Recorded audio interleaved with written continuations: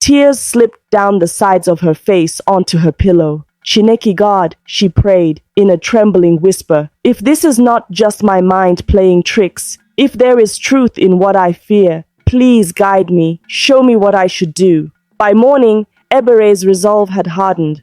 She could not ignore the signs. No matter how small the chance, she had to find out the truth. She decided to make the trip to the old midwife's compound where her children were born. She had not been back there in over 20 years, but she remembered the place well. It was etched in her memory alongside the greatest joys and sorrows of her life. After breakfast, which was lively with more wedding talk, Ebere gently suggested that the young couple spend the day visiting old friends in the village and seeing the stream and school where Mamazi grew up. I have some errands to do in the next town over, she lied, so I'll be back by evening. You two enjoy yourselves and please help me greet Mama Chica down the road. She's been eager to see you, Masi. Though surprised, Mamazi agreed easily. She was happy to show Ifeanyi around her home village. Ifeanyi offered to accompany Ebere on her errand out of respect, but she insisted he stay with Masi. No, it's a very boring trip to buy supplies, she chuckled, waving off the idea. You'll have more fun here. Look after my daughter for me. Once she was sure they were occupied, Ebere set off. She didn't own a car, but she managed to borrow a motorcycle from a neighbor's son. The midwife's compound was about an hour's ride away, beyond the next town, tucked off a narrow laterite road that few traveled now. As she rode, the warm morning air rushed by, and her heart pounded with anticipation and dread. What would she find? Would the midwife even be there? Rumor had it the old woman left years ago, perhaps even passed away. But maybe something remained, a clue, a record, anything to confirm or dash the wild hope that had taken root in Ebere's heart. The road became bumpier as she neared the place. Finally, she recognized the path leading to the midwife's old home. Overgrown weeds nearly concealed it. Ebere parked the motorcycle under a palm tree and continued on foot. Each step closer, her chest tightened. The compound was silent. The midwife's small house, once neatly kept, now stood weather-beaten and abandoned. The mud walls were cracked and the thatched roof sagged, with grass and vines creeping over it. The wooden door hung slightly ajar, creaking softly in the breeze. It seemed no one had lived here in many years. Ebere pushed the door open and stepped inside, her sandals stirring dust motes in the slanting sunbeams. Her heart thudded. The main room was almost empty, save for a broken stool and a shelf with a few dusty calabashes and bowls. Cobwebs draped the corners like ghostly curtains. This was where she had given birth. She could almost hear the echo of her own cries if she listened hard enough. "Hello?" she called, half hoping the midwife might somehow appear, though she knew it was futile. Only silence answered, the emptiness pressing in on her. She moved through the room slowly, searching for, she wasn't sure what, signs of a hurried departure, any documents or letters that might have been left behind. Her foot bumped something on the floor, the rusted remains of a charcoal stove, long unused. On the far side of the room, an old wooden chest sat against the wall. The lid was closed and secured with a small lock, which had already been broken by someone or something over time. Ebere hesitated, then knelt and lifted the lid. Inside lay faded cloths, perhaps the midwife's wrappers and headscarves left behind. Ebere carefully pushed them aside. Underneath was a smaller clay pot with a lid, a calabash bowl stained dark with age. This too had a lid that was fastened tightly shut with a dried leather thong. Her hands trembled as she unbound the thong and pried the lid off the calabash. Inside, she immediately saw something that made her suck in her breath, a pair of tiny beaded anklets and a neatly folded piece of paper. The sight of the anklets sent a shockwave through her. She gently lifted them out. The red and white beads clinked softly together. They were identical to the one anklet she still kept at home, the one that had adorned baby Mamasi Masi's ankle. It was common for newborn twins to wear matching anklets in some parts of Igbo land, a token of luck and connection. This pair had been meant for her twins. Ebere's vision blurred with tears as she held the anklets. "My God," she whispered. Why were these not with her son's remains? Why were they here, hidden away? Hands shaking, she set the anklets aside and picked up the folded paper. It was yellowed with age. The ink faded. Carefully, she unfolded it. The handwriting was unsteady but legible, and as Ebere began to read, her tears fell freely, dropping onto the fragile page. The letter read, "Dear Ebere, I write this with a heavy heart and trembling hand, hoping that one day fate will place this confession in your hands. I have carried a grievous secret for far too long. I cannot live with the burden anymore, and though I fear your hatred, I pray you find it in your heart to forgive me. Your son did not die on the day he was born. I lied to you. I am so sorry. He was weak at birth, but alive. In my foolishness and greed, I had arranged to give him to a childless woman from a distant village that very night. She was desperate, and I was tempted by the money she offered. I told you he had died to keep you from searching or asking questions. It was wrong. I have never known a moment's peace since. I named the boy Ifeanyi before I handed him over. It was the first name that came to me, perhaps guided by the divine. The woman who took him promised to give him a good life. She was from Enugu. I did not ask for her full name, and she did not give it. She left with the infant before dawn broke. I returned inside and told you the lie that has haunted me ever since. By the time you read this, if you ever do, I may be long gone. I can only beg for your forgiveness and God's. Your children should never have been separated. Every year I remembered him, your son, my sin, and I kept these anklets as a token, hoping one day the truth would be known. If there is any kindness in the universe, perhaps you will find him. His twin sister deserves to know he lives, and they both deserve to know the truth of their birth. May God forgive me. Nenwanyi, midwife. Ebere's hands were pressed to her mouth, her whole body shaking with sobs by the time she finished reading.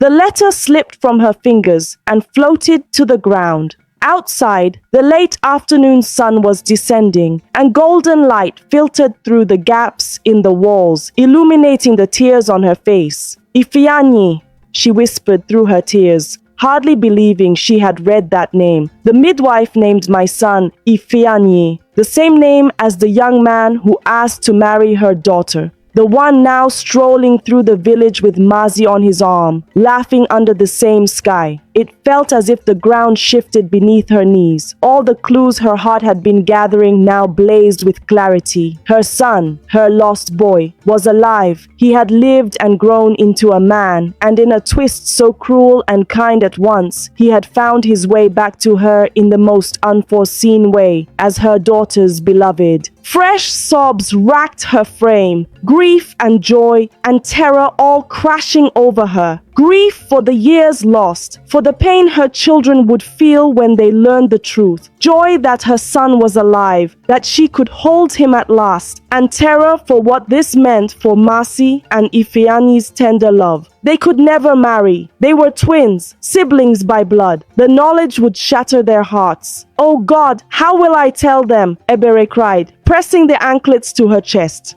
She lifted her face to the ceiling, tears streaming. Why let them find each other like this, only to face such a truth? There was no answer in the silent, empty heart. Only the rustle of the wind through the surrounding trees. The same wind that had once carried away the lie that separated her children, and now seemed to carry the truth into her trembling hands. As the sun slipped low, casting long shadows, Ebere gathered the letter and the anklets and placed them carefully into her bag. Her hands were steadier now with resolve. She knew what she had to do, no matter how painful. The truth had to come out. With one last look at the dusty room where her life had changed forever, Ebere whispered a brittle "thank you," whether to God, fate or the midwife's spirit, she wasn't sure. Then she turned and left the abandoned compound, closing the broken door behind her. Outside,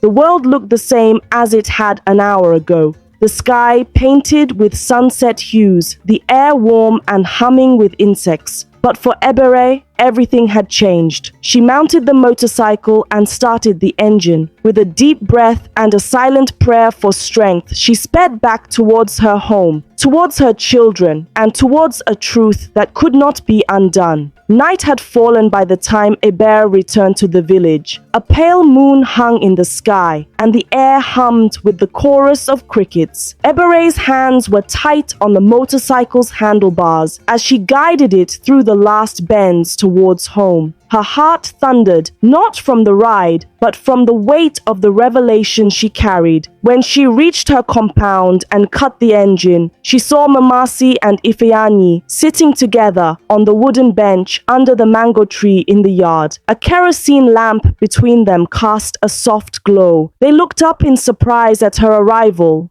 "Mama, you're back," Mamasi called, standing. "We were getting worried. It's so late." She walked up and took the bag from her mother's shoulder to relieve her. Ifeanyi also rose and came forward. "Good evening, Ma. We saved some supper for you. Are you all right?" He peered at her face, concern evident. Ebere realized her face must still be drawn and tear-streaked. She managed a weak smile. "I'm fine, my children. Just a long errand," she said softly. "Please come inside. We need to talk." Her tone brooked no delay or denial. Exchanging puzzled glances, the young couple followed Ebere into the house. Inside, Ebere set the lamp on the center table. The flame wavered, throwing uncertain shadows onto the walls. She motioned for them to sit on the old sofa, while she herself sank into the single armchair opposite, feeling suddenly so much older than her years. "Mama, what is it?" Masi asked, anxiety creeping into her voice. She had never seen her mother look like this. Pale, eyes red, as if from crying, hands shaking slightly. Ebere opened her mouth to speak, but for a moment no sound came. How does a mother begin to unravel such a tangled knot of fate? She looked at the two of them, her daughter, and the young man she now knew was also her son. They sat close, still innocently holding hands, still believing they were two lovers about to start a happy life together. A lump formed in Ebere's throat as her eyes misted again. "Ma," Ifeanyi prompted gently. "Whatever it is, you can tell us." Ebere drew a long, trembling breath. She reached into her bag and placed two items on the table, the pair of beaded anklets and the folded letter. The anklets clinked softly, catching the lamplight. Both Masi and Ifeanyi stared at the objects in confusion. Masi recognized the pattern of beads at once. "Those look just like the anklet I wore as a baby, the one you kept for me," she said slowly. "But Mama, where did you get another pair?" Ifeanyi's eyes flicked from the anklets to the letter and back. A strange unease crossed his face, as if some part of him already sensed the gravity of this moment. Ebere's voice came out very quietly, yet firmly, as she began. "What I'm about to tell you, it is going to sound impossible, but it is true. It is about the day you were born, Mamasi, the day both of you were born." She looked between them, her heart breaking at their baffled expressions. "Mama, what are you saying?" whispered Mamasi. "You were born with a twin brother, my dear," Ebere said, tears spilling now. "I told you he died, but..." Her voice shook. "But he lived." A stunned silence fell. The only sound was the faint crackle of the lamp's flame. Ifeanyi blinked, not comprehending yet. "A twin brother?" he repeated, as if testing the words. "Yes," Ebere whispered, her gaze fixed on him, eyes shining with tears. "You, Ifeanyi, you are that twin." Masi gasped sharply. She instinctively released Ifeanyi's hand and stood up, shaking her head. "No, Mama, that's not possible," she stammered. "My brother died the day we were born. You told me so. The midwife said..." "The midwife lied," Ebere said, her voice suddenly bitter and laden with sorrow. "She deceived me. Deceived us all. I have proof. She picked up the letter with trembling fingers. This is a letter written by the midwife, confessing what she did. She handed the fragile paper to Ifeanyi, who took it numbly. He read in silence, eyes widening with every line. Mercy looked over his shoulder, reading along. Their faces went from confusion to shock to horror. When he finished, Ifeanyi's hands were shaking so badly the letter rustled. He set it down on the table as if it burned. She sold a baby. Sold me for money, he said hoarsely. The words sounded hollow, as if someone else had spoken them. Mercy sank back down onto the sofa, her face ashen. You're my brother? She whispered to Ifeanyi, voice barely audible. Even as she said it, her mind flashed through memories.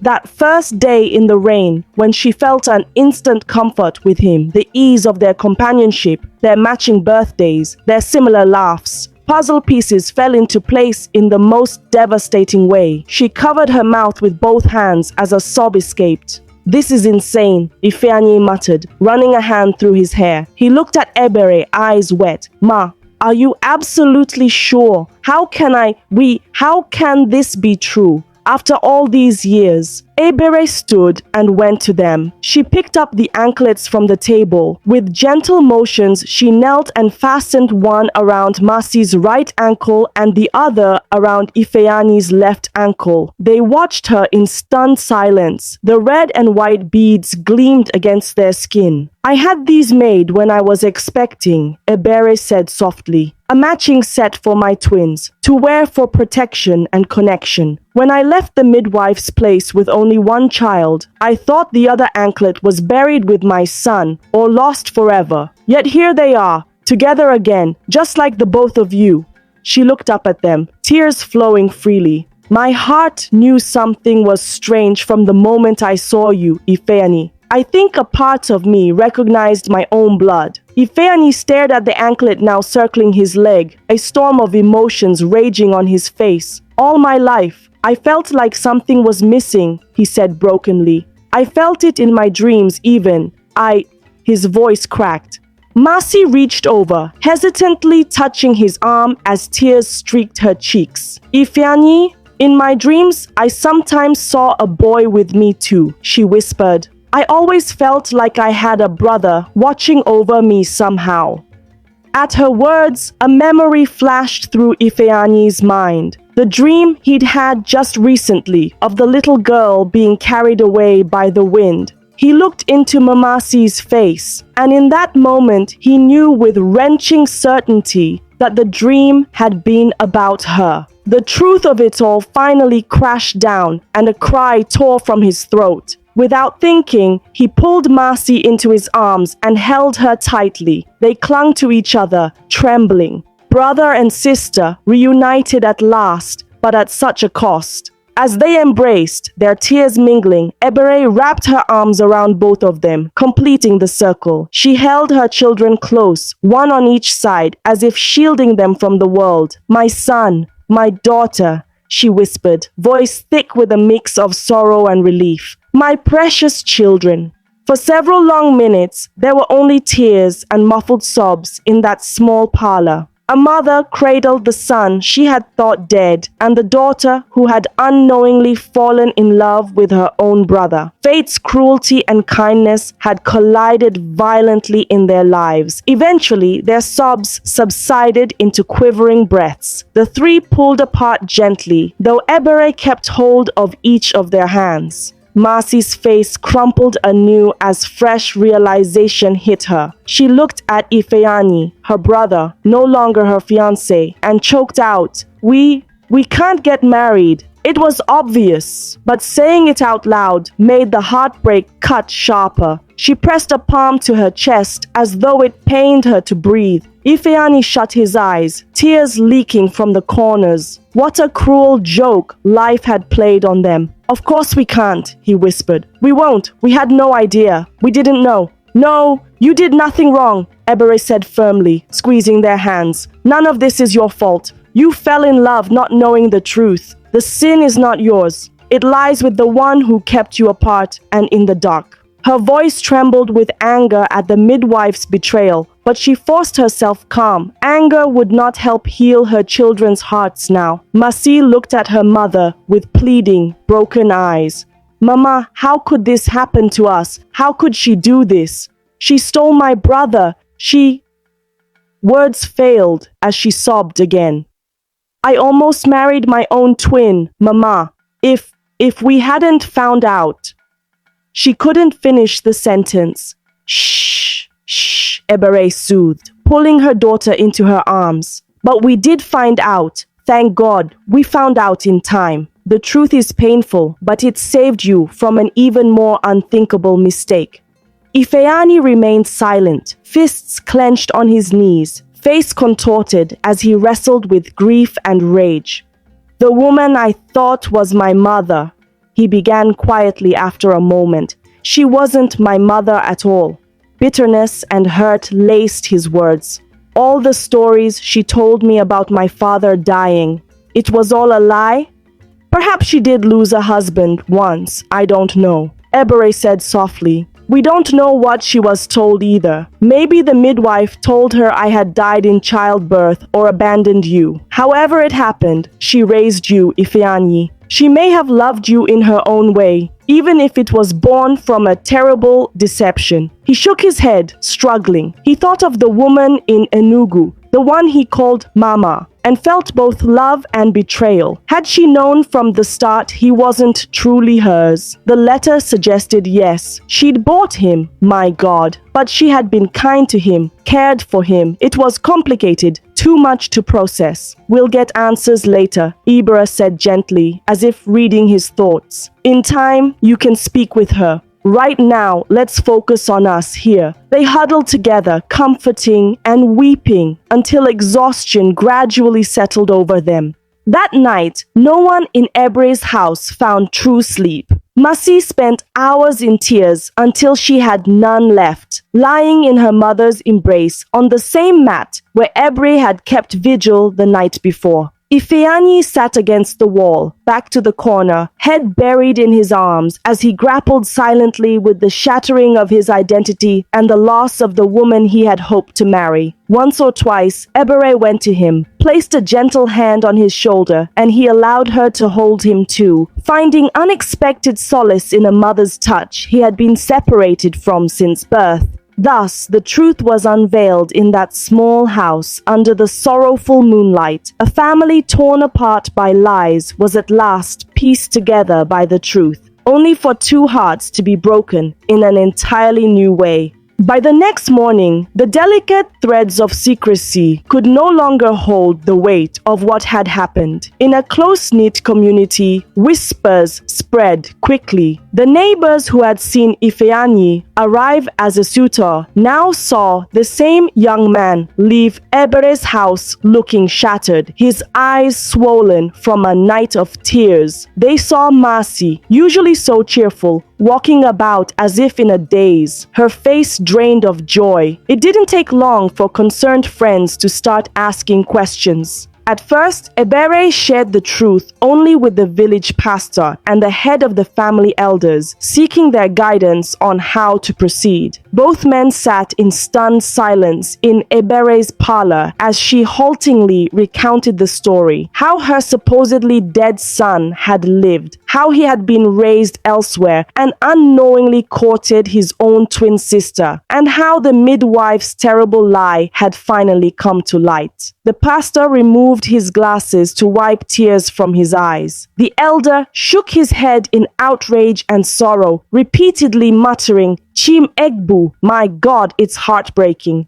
"This is a grave matter, Neebere," the elder said softly. "But you have done nothing wrong. Neither have the children. They are victims of a great wrong." The pastor agreed, laying a gentle hand on Ebere's shoulder. "We must thank God the truth emerged before a bigger sin was committed. It is tragic, yes, but there is also mercy in this." They offered to help inform the community in a respectful way to prevent wild rumors. Ebere, numb and exhausted, nodded gratefully. She only had enough strength to tend to her children's wounded hearts. She had none left to manage the reactions of the whole village. And so by midday, the story was out. Like a Harmattan wildfire, it blazed through the village, passed from one person to the next in hushed, incredulous tones. Mothers clutched their chests in shock. Fathers shook their heads in anger at the midwife's treachery. Many villagers had known Eber's tale of a twin who died.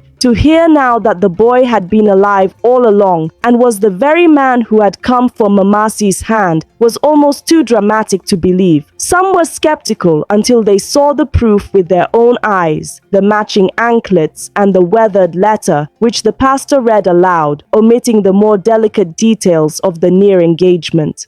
Once convinced of its truth, the village trembled with collective emotion. Women wailed in sympathy for Ebere and her children, what they had unknowingly been through. Young men who had played football with Ifeanyi during his visit slapped their palms to their foreheads, exclaiming how fate could be so cruel, and everyone, from the oldest grandmother to the market sellers, cursed the name of the midwife who had set this tragedy in motion. "That wicked woman!" cried Mama Chika, tears in her eyes as she stood at Iber's gate with a few others. How could she do such an abomination, stealing a child and breaking a family like this? May God judge her wherever she is.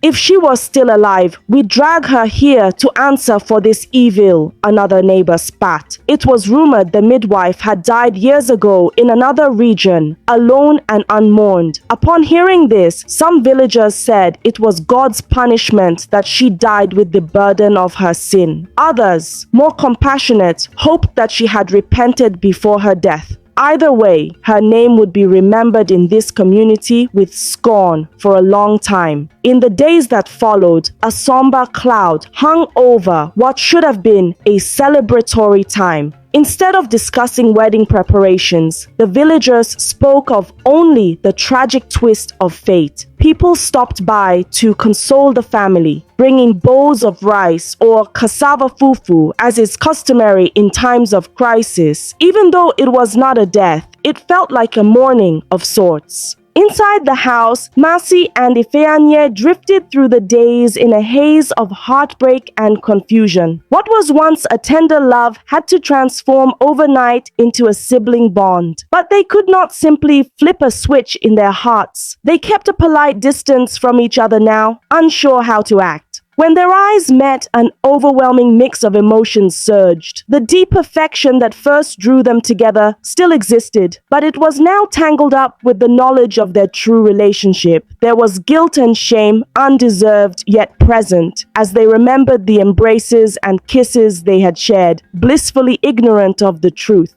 Sometimes Masi would lock herself in her room and weep, mourning not just the loss of her first love, but also the stolen years of knowing her brother as a brother. She cried for that little boy she had imagined in her childhood prayers, who turned out to be the very man who'd made her heart sing. She cried thinking of how close they came to committing an irreversible mistake in marriage. Ifeanyi, on his part, struggled with anger in addition to sorrow. One afternoon, he left the house abruptly and walked for hours through the village, eventually stopping at the banks of the narrow river just outside town. There, he picked up stones and hurled them into the water with all his might, tears streaming down his face. He yelled out in frustration at the emptiness around him, venting rage at the midwife, at the injustice of the situation, at the heavens themselves for allowing such cruelty. When his energy spent itself, he sank to his knees on the muddy bank, sobbing. He felt like a ship lost at sea. The mother he knew was not truly his mother. The love of his life was his twin sister, and the life he had imagined was now impossible. Who was he, if not the man he thought he was? In those moments, he remembered something his adoptive mother, the woman he now knew had taken him, used to tell him during hard times. Weeping may endure for a night, but joy comes in the morning. It was a quote from the Bible she loved. It seemed cruelly ironic now. What morning could possibly bring joy after a storm like this? He wondered bitterly. Yet, through the haze of despair, a quieter thought emerged. I did not lose a lover only. I also gained a family I never knew. That truth was strange comfort. He had a mother, his real mother, who cared enough to seek the truth and bring him into her home with love despite everything. And he had a sister who, even if she could not be his wife, was bound to him by blood and would in time love him as a sister loves a brother. The initial pain was overwhelming, but somewhere deep down, a seed of gratitude took root. He was not alone in the world. He had kin, something he had secretly longed for all his life. Meanwhile, Ebere did all she could to support both of her children. She encouraged them to talk about their feelings, reassuring them over and over that they bore no blame. At times, she found Mamasi sitting listlessly on the veranda, and she would gently coax her into conversation or simply sit beside her, arm around her shoulders, lending silent comfort. Other times, she found Ifeanyi pacing like a caged lion at the edge of the yard and would approach him quietly. "My son," she said one evening, standing beside him as the sun set orange behind the palm trees. "I know your heart is in turmoil. I wish I could take away your pain. But I thank God every moment that you are alive and here with us. I lost you once, but now I have found you." Ifeanyi turned to her, tears in his eyes. Slowly, he reached out and let himself be embraced by his mother. It still felt new. He was much taller than her, but in that hug, he felt small and protected like a child. "I'm glad to have found you too, Mama," he whispered, the word Mama feeling both strange and natural on his tongue. Ebere closed her eyes at the sound of it and held him tighter, her heart both aching and full. Not long after, in the deep of another night, Masi had a dream. She was a little girl again, walking along a moonlit path. Ahead, she saw two figures, a boy and a girl, hand in hand, laughing as they ran under the stars. She recognized them. They were twins, and they were happy. As she watched, the wind picked up, whistling through the trees. The boy held tightly to the girl's hand, and though the wind swirled fiercely around them, this time it did not tear them apart. They stood together, facing the gusts until the night grew calm. When Mamasi awoke, her pillow was damp with tears, but for the first time in days, she felt a small measure of peace. She interpreted the dream in her heart. No matter the storm that had come, she and her brother would weather it together, side by side. In the weeks that followed, the initial shock in the village gave way to a supportive effort to help the family move forward. The women's group from church came and sang hymns of comfort on Ebere's front porch one evening, bringing a soft healing balm through music. The village elders and the pastor made it clear that no stigma would fall on the family for what had happened, only compassion. Ifeanyi's situation was explained to all. He was Ebere's lost son returned to be embraced as one of their own. And as the story settled into collective memory, people even marveled at the mysterious ways fate worked. "God's will has been done," said one old man.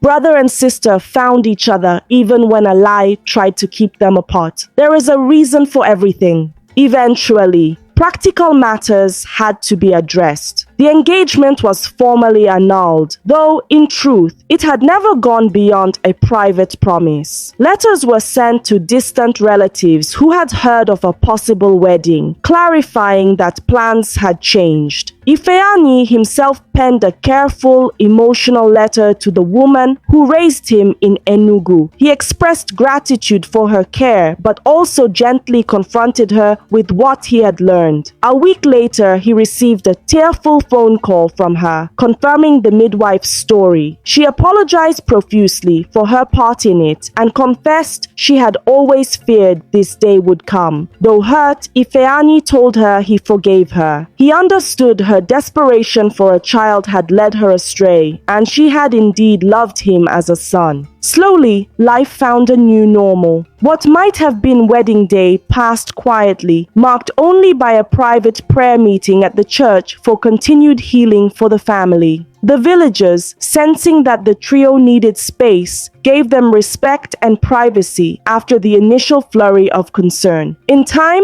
the sharp edge of pain began to dull. The story of Masi and Ifeanyi became one told in low voices as a cautionary yet awe-inspiring tale. A family sundered by deceit, reunited by a twist of destiny.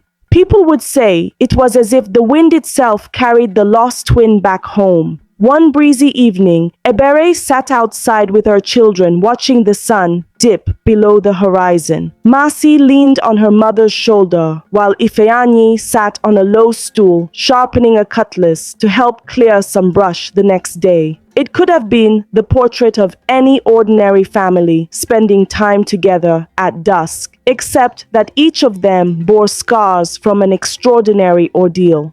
Yet, as the first stars appeared, Masi found herself laughing softly at a gentle tease from Ifeanyi. He had begun, cautiously, to play the role of an older brother. He was older by a few minutes, after all, he joked one day, managing to make her smile. Their wounds were healing, little by little. Love was still between them, not the romantic love that had once ignited their hearts, but the deep familial love of twins who share a bond even the cruelest storm could not break forever. Ebere listened to her children banter and felt a swell of gratitude amidst the lingering sorrow. She reached out and took both their hands in hers. "I am the happiest mother on earth right now," she said quietly. They looked at her in surprise. "Mama, after all that happened?" Masi asked, squeezing her mother's hand gently. "Yes, my dear," Ebere replied, eyes shining, "because I have both of you here with me. I lost one child and almost lost two to a lie. But by God's grace, I have you both back. We are together. That is what matters." Ifeanyi nodded slowly, a small smile appearing on his face. "Together," he echoed. He glanced at his sister and gave her a reassuring nod. Masi managed to smile back. She slipped an arm around her brother's waist and leaned her head against his shoulder briefly. In that simple gesture, both accepted the new reality. They were siblings, twins who had found each other across time and tragedy. Their future would not be the one they once dreamed of, but it was a future they would face side by side as family. As night fell fully, the warm breeze picked up once more, rustling through the mango tree leaves. Ebere closed her eyes and sent a silent prayer of thanks into the gentle wind. Fate, in all its mystery, had carried her son away so many years ago, but fate had also carried him back. And under that night sky in a quiet town in Abia State, a mother held her two children close, reunited by destiny, even as they were left to grapple with a truth almost too heavy to bear. In their hearts, they knew that with love and time, they would find the strength to carry it together. The moral lesson of this story is that truth, no matter how long it takes, will always come to light. Lies and deceit may separate families and cause deep pain, but destiny has a way of correcting wrongs. It also teaches that love is powerful, but it must be guided by truth. Without truth, even the strongest bonds can become dangerous. Above all, it reminds us that family is a gift, and while fate may test us with heartbreak, the strength of love, forgiveness, and unity can help us carry even the heaviest truths. Thank you so much for watching. Your love and support mean everything to me. If this story inspired you, please give it a thumbs up and share it with your loved ones to spread the inspiration. I'd also love to hear your thoughts. Feel free to share them in the comments below. And don't forget to subscribe to the channel for more interesting African stories. See you in the next video. Bye.